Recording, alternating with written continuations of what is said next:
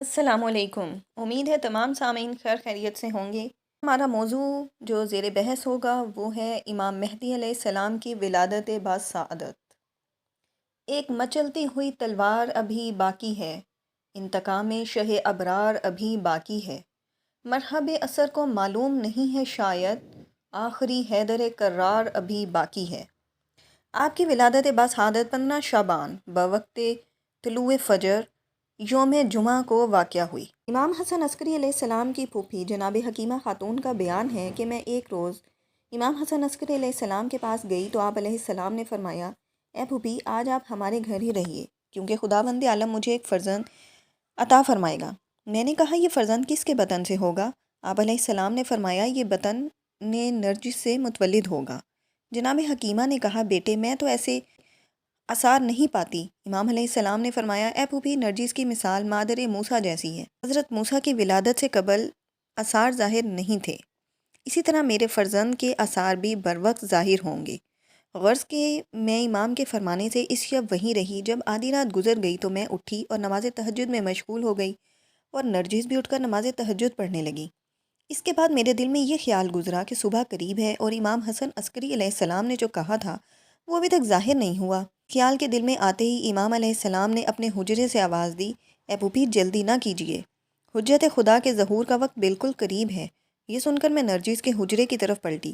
نرجس مجھے راستے ہی میں ملی مگر ان کی حالت اس وقت متغیر تھی، وہ لرزہ براندام تھی، ان کا سارا جسم کانپ رہا تھا۔ میں نے یہ دیکھ کر ان کو اپنے سینے سے لپٹا لیا اور سورہ کل، انا انزلنا اور آیت الکرسی پڑھنے لگی۔ بطن مادر سے بچے کی آواز آنے لگی، یعنی میں جو کچھ پڑھتی تھی وہ بچہ بھی بطن مادر میں پڑھتا تھا۔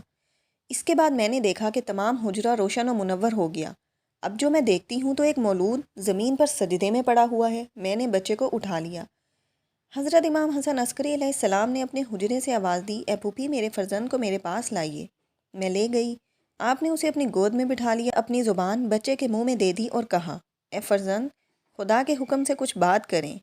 بچے نے آیت کی تلاوت کی جس کا ترجمہ یہ ہے کہ ہم چاہتے ہیں کہ احسان کریں ان لوگوں پر جو زمین پر کمزور کر دیے گئے ہیں اور ان کو امام بنائیں اور انہیں کو روئے زمین کا وارث قرار دیں۔ اس کے بعد کچھ سبز طائروں نے آ کر ہمیں گھیر لیا۔ امام حسن عسکری علیہ السلام نے ان میں سے ایک طائر کو بلایا اور بچے کو دیتے ہوئے کہا، اس کو لے جا کر اس کی حفاظت کرو یہاں تک کہ خدا اس کے بارے میں کوئی حکم دے، کیونکہ خدا اپنے حکم کو پورا کر کے رہے گا۔ میں نے امام حسن عسکری علیہ السلام سے پوچھا، یہ طائر کون تھا اور دوسرے طائر کون تھے؟ آپ نے فرمایا کہ یہ جبرائیل تھے اور وہ دوسرے فرشتگان رحمت تھے۔ اس کے بعد فرمایا، اے پھوپھی اس فرزند کو اس کی ماں کے پاس لے جاؤ تاکہ اس کی آنکھیں خنک ہوں، جان لے کہ خدا کا وعدہ حق ہے جیسا کہ فرمایا گیا ہے، لیکن اکثر لوگ اسے نہیں جانتے۔ اس کے بعد اس مولود کو اس کی ماں کے پاس پہنچا دیا۔ علامہ حائری لکھتے ہیں کہ ولادت کے بعد آپ کو جبرائیل پرورش کے لیے اٹھا کر لے گئے کہ جب آپ پیدا ہوئے تو مختون اور ناف بریدہ تھے اور آپ کے داہنے بازو پر یہ آیت منقوش تھی، یعنی حق اب آیا اور باطل مٹ گیا اور باطل مٹنے ہی کے قابل تھا۔ محدث دہلوی شیخ عبدالحق اپنی کتاب مناقب ائمہ اطہار میں لکھتے ہیں کہ حکیمہ خاتون جب نرجس کے پاس آئیں تو دیکھا کہ ایک مولود پیدا ہوا ہے جس کا ختنہ کیا ہوا ہے اور نہلانے دھلانے کے کاموں سے جو مولود کے ساتھ ہوتے ہیں بالکل مستغنی ہے۔ حکیمہ خاتون بچے کو امام حسن عسکری علیہ السلام کے پاس لائیں۔ امام نے بچے کو لیا اور اس کی پشت اقدس اور چشم مبارک پر ہاتھ پھیرا اور اپنی زبان میں مہر ان کے منہ میں ڈالی اور داہنے کان میں اذان اور بائیں کان میں اقامت کہی۔